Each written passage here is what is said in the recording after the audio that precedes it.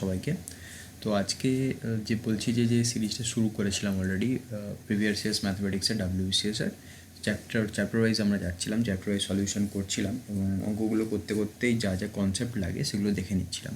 তো আজকে যে চ্যাপ্টারটা কভার করবো, আজকে এটা এই সিরিজের সেকেন্ড ভিডিও, এটা চ্যাপ্টার 2, যেটা আমরা সেকেন্ড চ্যাপ্টার যেটা আজকে ডিসকাস করবো বা কভার করবো সেটা হলো প্রফিট অ্যান্ড লস। এটা খুবই ইম্পর্টেন্ট চ্যাপ্টার, যে কোনো কম্পিটিটিভ এক্সামের জন্য আশা করি তোমাদের কাজে লাগবে। চলো দেখে নেওয়া যাক কোশ্চেনগুলো, এবং কোশ্চেনের মধ্যে আমরা সেগুলো ডিসকাস করবো এবং সেই কনসেপ্টগুলো বুঝে নেবো। ওকে, আর নিশ্চয়ই এগুলো বাংলাতে করবো যাতে আমাদের বুঝতে সুবিধা হয়। প্রথমে আসছি, by selling a table for ₹350 instead of 400, loss percent increases by 5%, the cost price of the table. খুবই সহজ অঙ্ক। ধরো 350 টাকায় একটা টেবিল বিক্রি করলো 400 টাকার বদলে। ধরো তুমি টেবিলটা 400 টাকা বিক্রি করছিলে, তার বদলে তুমি 350 টাকায় করলে। এর ফলে তোমার যে লস হলো সেটা 5% বেড়ে গেল। প্রথমত লস পার্সেন্টেজটা 5% বেড়ে গেল। অলওয়েজ মনে রাখবে, ধরো এই যে আমি সলিউশনটা দেখলে বুঝতে পারি, প্রথমে সেলিং প্রাইস 400 ছিল, এখন 350 হয়েছে। তো ডিফারেন্সটা কত? 50 টাকার হয়েছে। কিন্তু এই 50 টাকা ডিফারেন্সের জন্য তোমার লস কত পার্সেন্ট হয়েছে? 5%। এবার সবসময় মনে রাখবে, এই প্রফিট অ্যান্ড লসের সবথেকে ইম্পর্টেন্ট ব্যাপার, প্রফিট বা লস যাই হোক না কেন সেটা অলওয়েজ কস্ট প্রাইসের উপর হয়। তাহলে এই যে 5% চেঞ্জ হয়েছে, এটা কিসের চেঞ্জ হয়েছে? নিশ্চয়ই কস্ট প্রাইসের চেঞ্জ হয়েছে। তাহলে কস্ট প্রাইসের 5% হচ্ছে 50। তাহলে কস্ট প্রাইসটা কত? 100%টা নিশ্চয়ই কস্ট প্রাইস। তাহলে 100% ইজ ইকুয়াল টু 1000। খুবই সহজ অঙ্ক, একদম আরেকবার দেখে নাও যে এখানে ডিফারেন্সটা ছিল লসের। 5% লস হচ্ছিলো। 5%-এর জন্য কত হচ্ছিলো? 50 টাকার জন্য 5% লস হচ্ছিলো। এই 5%টা কিসের 5%? কস্ট প্রাইসের 5%। তাহলে কস্ট প্রাইসের 5% যদি 50 হয়, তাহলে নিশ্চয়ই কস্ট প্রাইস কত হবে বা 100% কত হবে? 1000। ওকে, চলো নেক্সট প্রবলেমটা আসছি। A dishonest dealer claims to sell his goods at cost price but uses a false weight of 900 gram instead of 1 KG, his gain percent. এই অঙ্কটা প্রায় সব পরীক্ষাতেই আসে, প্রায় খুব ইম্পর্টেন্ট অঙ্ক। ডিসঅনেস্ট ডিলার মানে কি? ধরো কোনো অসৎ ব্যবসায়ী আর কি। ও কি বলে যে আমি 1 কেজি জিনিসপত্র দিচ্ছি, আমি প্রথমে তো বলে যে না, আমি কস্ট প্রাইসে জিনিসপত্র বিক্রি করি, মানে আমি যে টাকায় কিনি সেই টাকা দিয়েই বিক্রি করি, আমার কোনো প্রফিট নেই, আমি সাধু। কিন্তু অ্যাকচুয়ালি কী করে, ও যে বাটখারাটা ইউজ করে বা যে ওয়েটটা ইউজ করে, তাতে কী করে 900 গ্রাম দেয় 1 কেজির বদলে। ধরো তোমাকে 1 কেজি আলু দিচ্ছে, কিন্তু দিচ্ছে অ্যাকচুয়ালি 900 গ্রাম আলু, ওখান থেকেও প্রফিটটা কামায়। ঠিক আছে, তাহলে অ্যাকচুয়ালি ওর কত প্রফিট হয়। এটা খুব ইজি অঙ্ক, যদি এটা খুব সহজভাবে বসো খুব তাড়াতাড়ি করা যাবে। ধরো 1 গ্রাম জিনিস, যে জিনিসই ও বিক্রি করুক, তার 1 গ্রামের কস্ট প্রাইস ধরো 1 টাকা। তাহলে 900 গ্রামের কস্ট প্রাইস 900 টাকা, 1000 গ্রামের কস্ট প্রাইস 1000 টাকা। ও তোমাকে কি বলছে? ও 1000 গ্রাম দিচ্ছে, তোমাকে তো 1000 গ্রাম দিচ্ছ, 1000 গ্রামের জন্য তোমার কাছ থেকে ও কস্ট প্রাইসে নিচ্ছে। তো পুরো 1000 গ্রামের জন্য 1000 টাকা নিচ্ছে। ও তো বলছে আমি কস্ট প্রাইসে বিক্রি করি, আমার কোনো লাভ নেই, লস নেই। কিন্তু ও 1000 গ্রাম তোমাকে বলছে দিচ্ছে, কিন্তু দিচ্ছে কত? 900 গ্রাম। ওই 900 গ্রামের জন্য কত খরচা হয়েছে? 900 টাকা। তাহলে 900 টাকার মালও বিক্রি করছে কত? 1000 টাকায়। তাহলে প্রফিট কত হচ্ছে? 100 টাকা। এই 100 টাকার প্রফিট কিসে হচ্ছে? 900 টাকার উপর। তাহলে প্রফিট পার্সেন্টেজ কত? 100/900 ইন্টু 100। ভালো করে বোঝো, এখানে ওর কস্ট প্রাইস মানে ওর খরচা কী হচ্ছে? 900। ও কত টাকায় ওই জিনিসটা পেয়েছে? 900 টাকায়। ও 900 গ্রামের জিনিস তোমাকে বলছে 1000 গ্রাম। ও তোমাকে বলছে 1000 গ্রাম, কিন্তু অ্যাকচুয়ালি কত গ্রাম দিচ্ছে? 900 গ্রাম দিচ্ছে। তো ওই 900 গ্রামের জন্য ওর কত খরচা হয়েছে? 900 টাকা। তাহলে 900 টাকার জিনিস ও কততে বিক্রি করছে? 1000 টাকায়। তোমার কাছ থেকে তো 1000 টাকাই নিচ্ছে না, যেহেতু কস্ট প্রাইস প্রত্যেক গ্রামের 1 টাকা। তাহলে 1000 টাকা নিচ্ছে, কিন্তু তোমাকে দিচ্ছে 900 টাকার জিনিস। তাহলে ওর খরচা হচ্ছে 900 টাকা, পাচ্ছে 1000 টাকা। তাহলে 900 টাকায় প্রফিট করছে কত? 100 টাকা। তাহলে ওখান থেকে গেইন পার্সেন্টটা পেয়ে যাবো 11.91%। 100/900 ইন্টু 100 ক্যালকুলেশন করলে 11.91%। খুবই ইম্পর্টেন্ট কনসেপ্ট। এটা সবসময় এইভাবে করবে যে পার ইউনিটের কস্ট প্রাইস ধরে নেবে। 1 টাকা ধরতে পারো, 100 টাকা, যা ইচ্ছে ধরতে পারো। তাহলে 900 গ্রামের 900 টাকা, 1000 গ্রামের 1000 টাকা। ইজিলি তুমি পেয়ে যাবে, কোনো ক্যালকুলেশন, কোনো ফর্মুলা কিছু মনে রাখতে হবে না। ওকে, শুধু বুঝে নাও। এবার ভিডিওটা পজ করে এবার অঙ্কটা করে নাও, আরও বেটার হয়ে কনসেপ্ট ক্লিয়ার হয়ে যাবে। By selling 100 pencils a shopkeeper gains the selling price of 20 pencil, his gain percentage. এটা খুবই ইজি অঙ্ক, কিন্তু খুব ইন্টারেস্টিং ওয়ার্ডে। ধরো 100টা পেন্সিল বিক্রি করলে একটা দোকানদার 20টা পেন্সিলের যে বিক্রয় মূল্য সে ততটা লাভ করে। একটু ভালো করে বোঝো। তুমি প্রথমে ধরে নাও যে একটা পেন্সিলের কস্ট প্রাইস হচ্ছে সিপি, কস্ট প্রাইসটা সিপি আর সেলিং প্রাইস এসপি, মানে একটা পেন্সিলের। তাহলে 100টা পেন্সিলের সেলিং প্রাইস 100 এসপি, আর 100টা পেন্সিলের cost price 100 cost P, 100 CP. তাহলে এবার ধরো 100টা পেন্সিল যদি আমি বিক্রি করি তাহলে আমি 100টা পেন্সিল বিক্রি করে কিছু তো লাভ পাবো। সেই লাভটা কী হবে? নিশ্চয়ই 100টা পেন্সিলের সেলিং প্রাইস মাইনাস 100টা পেন্সিলের কস্ট প্রাইস। ভালো করে বুঝে নাও আগে। 100টা পেন্সিল আমি বিক্রি করলাম 100 এসপি দামে, আমি ওটা কিনেছিলাম 100 সিপি দামে, তাহলে আমার লাভটা কত? 100 এসপি মাইনাস 100 সিপি। প্রশ্নে বলে দিয়েছে এই লাভটা হচ্ছে 20টা এসপির সমান, মানে 20টা পেন্সিলের বিক্রয় মূল্যের বা সেলিং প্রাইসের সমান, যেটার সঙ্গে আমি ইকুয়াল করছি এদিকে। আর এবার ভালো করে বুঝে নাও, 100টা পেন্সিলের বিক্রয় মূল্য থেকে 100টা পেন্সিলের ক্রয় মূল্য, মানে 100টা পেন্সিল বিক্রি করলে যে লাভটা হয় সেটা হচ্ছে 20টা পেন্সিলের বিক্রয় মূল্যের সমান। শুধু সেইটুকুই বসিয়ে দিয়েছি, বসিয়ে দিয়ে সিপি আর এসপির রেশিওটা বের করে নাও, তোমার কাজ শেষ। তাহলে সিপি 4 হলে 4/5 পাচ্ছি, সিপি 4 হলে এসপি পাচ্ছি 5। তাহলে আমি 1 টাকা প্রফিট করছি ক টাকায়? 4 টাকায়। তাহলে প্রফিট পার্সেন্টেজ কত? 25%। খুবই ইজি অঙ্ক, জাস্ট রেশিওটা বের করাটাই কাজ। ওকে, নেক্সট প্রবলেম আসছি, by selling 100 pencil, sorry next problem আসছি। হ্যাঁ, an article was sold for 9,000 at a profit of 12.5%। Had it been sold for 6,600 the result would be. 900 টাকায় বিক্রিও করেছে, মানে সেলিং প্রাইস হচ্ছে 900 টাকা, এসপিতে চলে যাবে, বুঝতে পারবে। 900 টাকায় বিক্রি করে 12.5% প্রফিট পেয়েছে, কিছু নেই অঙ্কটায়।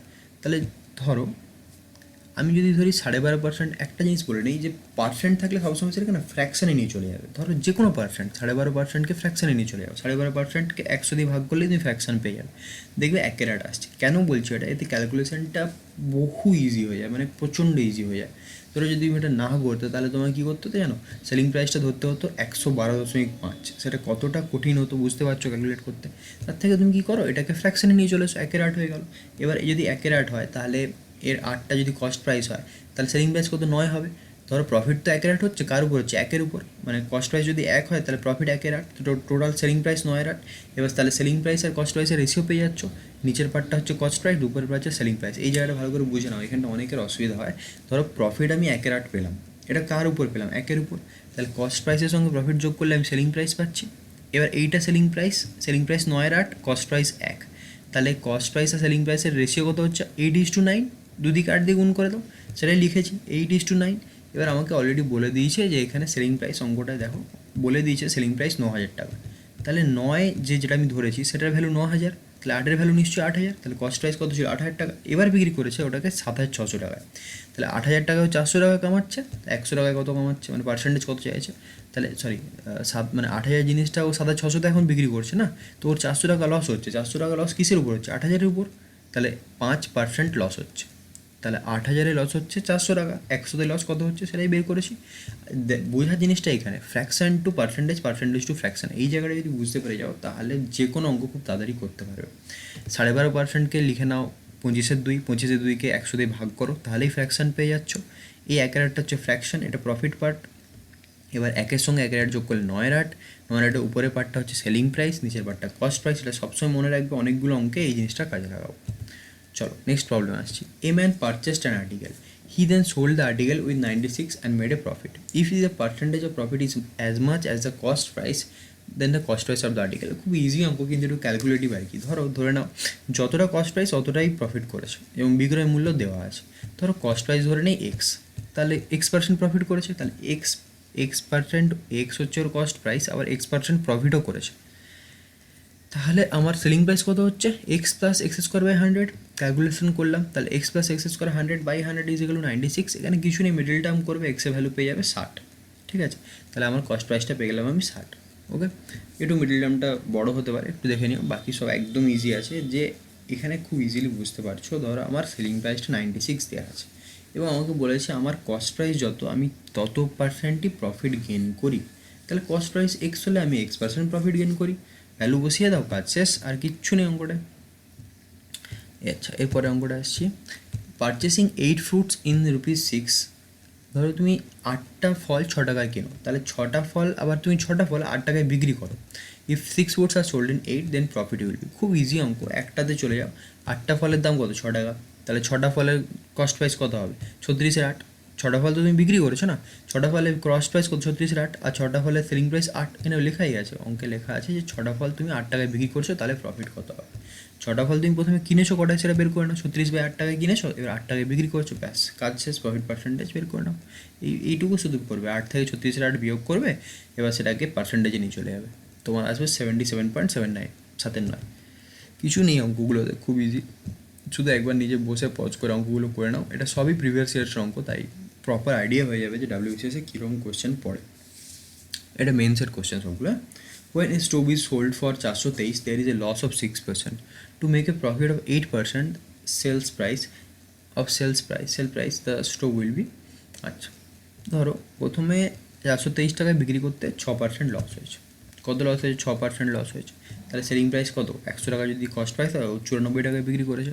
এই 94 টাকা দেওয়া আছে, মানে এই ভ্যালুটা দেওয়া আছে 423। তাহলে 94-এর এটা 4.5 গুণ, তাহলে 100-র 4.5 গুণ করলে আমি 450 পেয়ে যাচ্ছি, এটা আমার কস্ট প্রাইস। এইভাবে করবে তাহলে বহু টাইম বাঁচবে। তাহলে 100-র জিনিসটাও 96 তো বিক্রি 94 বিক্রি করছিল, কিন্তু এখানে 94 তো নেই, আছে আমার কত? 423। এই 423টা 94-এর কত গুণ? 4.5 গুণ, তাহলে নিশ্চয়ই এটারও 4.5 গুণ হবে কস্ট প্রাইসটা, তাহলে 450 আমি পেয়ে গেলাম। এবার প্রফিট পার্সেন্টেজ চাইছে এখন 8% হবে, 450 8% বের করে নাও, 36 আসছে। ওকে, এবার এই 36টা মানে 450 সাথে যোগ করে তাহলে তুমি সেলিং প্রাইসটা পেয়ে যাবে। একদম ইজি অঙ্ক, যে এখানে 423 টাকা সেলিং প্রাইস দেওয়া আছে, 6% লসে, প্রথমে কস্ট প্রাইসটা বের করে নাও, তারপরে 8% প্রফিট করছো, 486 টাকা বিক্রি করছো, ব্যাস কাজ শেষ। চলো নেক্সট প্রবলেম আসছি। A sold a watch to B at 20% gain. B sold it to C at loss of 10%. If C bought the watch for rupees 16, at what price did A purchase it? কিচ্ছু নেই অঙ্কটায়। ধরো A থেকে Bতে যাচ্ছ তুমি, 20% profit বিক্রি করছে Bকে, তাহলে 120 টাকা, 100 টাকায় A কিনেছে জিনিসটা, 120 টাকা Bকে বিক্রি করলো। B কী করছে? Cকে বিক্রি করতে গিয়ে বাবা ও পাচ্ছে না, ও 10% লস করে ফেলেছে। তাহলে ও C কতই কিনছে? 108 টাকায়। এই ভ্যালুটা তোমাকে দেওয়া আছে, এই ভ্যালুটা দেওয়া আছে 216। তাহলে 108 যদি 216 হয়, তাহলে 100 কত হবে? 200। এটাই তোমাকে চাইছে যে এ ওটাকে কততে কিনেছিল, ঠিক আছে? তাহলে এ প্রথমে 20% প্রফিট করলো, বি 10% লস করলো, তুমি তাহলে সি এর ক্রয় মূল্যটা পেয়ে গেলে, যেটা দেওয়া আছে সেটাকে তুমি জাস্ট 2 দিয়ে গুণ করো, তাহলে এটাও 2 দিয়ে গুণ করতে হবে, কাজ শেষ, অঙ্ক শেষ, এর ভ্যালুটা তুমি পেয়ে যাবে। If an article is sold at a gain of 5% instead of, এই সবগুলো তোমরা পজ করে অঙ্কগুলো করে নিও, মানে শুধু ভিডিওটা দেখলে হয়তো অতটা ইউটিলাইজেশন হবে না, অঙ্কগুলো যদি করে নিতে পারো তাহলে পুরো কনসেপ্টগুলো রেডি হয়ে যাবে এবং চ্যাপ্টারটাও মোটামুটি প্রিভিয়াস ইয়ার্স হিসাবে শেষ হয়ে যাবে।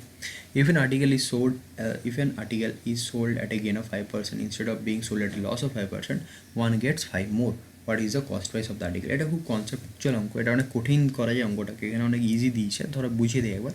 ধরো অঙ্কটা বলেছে যদি 5% লসের জায়গায় আমি 5% প্রফিট করি, তাহলে আমার 5 টাকা বেশি পাই। তুমি 5% লস থেকে 5% প্রফিট অবধি যদি যাও, দেখো তো ধর এটা যদি 0 হয় কস্ট প্রাইসটাকে, তাহলে এদিকে 5 এদিকে 5, তাহলে 10%-এর গ্যাপ হচ্ছে। এই 10%-এর জন্য কত? 5 টাকা তোমার লাভ হচ্ছে। তাহলে এই সব কিছু কি কস্ট প্রাইসের উপরই তো হয়, লাভ লস যা কিছু হয় সব কস্ট প্রাইসের উপর হয়। তাহলে এই 10% সমান যদি তোমার 5 হয়, তাহলে তোমার 100% সমান কত? 50। এই 50টা তাহলে তোমার কস্ট প্রাইস পেয়ে গেলে। যখন এই লাভ আর লস দুদিকে যাবে না, তখন তার মধ্যে ডিফারেন্সটা বের করে নেবে, যে এই ডিফারেন্সটার জন্য আমি এত টাকা লাভ করছি, তাই ওই যে লাভটা ওটা কস্ট প্রাইসের উপরই হচ্ছে। তাহলে 10% সমান যদি 5 হয়, তাহলে 100% সমান কত? সেখান থেকে পেয়ে যাবে। নেক্সট প্রবলেম আসছি। Bananas are bought at 3 for 2 and sold at 2 for 3. Find the gain percent. অঙ্কটা বহু আর এসছে বহু জায়গাতে, খুব ইজি অঙ্ক। ধরো 3টে কলা 2 টাকায় কেনা হচ্ছে, তো একটাতে 2টো কলা ক্রয় মূল্য বের করে নাও, 4/3, 4/3 কিনেছো, 3 বিক্রি করছো, প্রফিট পার্সেন্টেজ বের করো 125%, ব্যাস কাজ শেষ। তাহলে তুমি যে জিনিসটা বিক্রি করছো না সেই দিকে তাকাও, তুমি কি বিক্রি করছো? সোল্ড অ্যাট 2 for 3, 2টো কলা বিক্রি করছো। এই 2টো কলার ক্রয় মূল্য কত সেটা জানলেই তো হয়ে যাবে, কারণ অলরেডি বিক্রয় মূল্য দেওয়া আছে, মানে সেলিং প্রাইস দেওয়া আছে। তুমি জাস্ট এর কস্ট প্রাইসটা বের করে নাও, যেটা আমি এখান থেকে পেয়ে যাচ্ছি, ব্যাস তারপরে অঙ্ক শেষ, শুধু সেখান থেকে প্রফিটটা বের করে নিতে হবে। ওকে, নেক্সট প্রবলেম আসছে। Due to rotten fish, a fish trader forces to sell 10% loss, if the purchase value is 250, the selling price. এটা কোনো অঙ্কই নয় আশা করি তোমাদের কাছে এখন। 10% লস করছে এবং পারচেস ভ্যালু 250 টাকা, তাহলে 250 টাকা ওর ক্রয় মূল্য, ওর উপরেও 10% লস করছে, 250-এ 10% মানে 25 টাকা, ব্যাস তাহলে 225 টাকায় বিক্রি করছে। 10% লস করছে না, 100 টাকায় 10% লস মানে 90 টাকায় বিক্রি করছে। 100 টাকার ভ্যালু দেওয়া আছে 250, 90-এর ভ্যালুটা তোমাকে চাইছে। এগুলো আর কোনো অঙ্কের পর্যায়ে পড়ে না আশা করি তোমাদের কাছে। ডিসঅনেস্ট ডিলার ফ্রি ফ্রডস, এইটা খুব ভালো অঙ্ক, মানে ভালো নয়, আমি বলবো অঙ্কটা একটা গ্লিচ আছে, যাই হোক আমি বলে দিচ্ছি অ্যান্সারটা। A dishonest dealer defrauds his seller and buyer by using forced weights to the extent of 20%, his true gain percent is. অঙ্কটা আগে বুঝিয়ে দিই, ধর কী বলছে।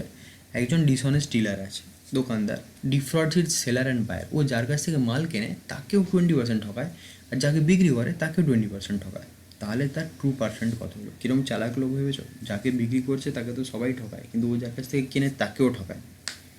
এবং ডবল যে ঠকাতে পারে তার কত প্রফিট হবে। ম্যাক্সিমাম ক্ষেত্রে এই অঙ্কটা একটু প্রবলেম হয়। ধরো আমি এটা ডিলার, এই যে মহান ব্যক্তি যিনি দুদিকে ঠকান, কিন্তু ওয়েট দিয়ে, টাকা দিয়ে নয়, চুরি করে নয়, নিজের একটা করাপ্টেড ওয়েট আছে ওটা ব্যবহার করে। তাহলে ধরো ও প্রথমে এই লোকটাকে ঠকাচ্ছে।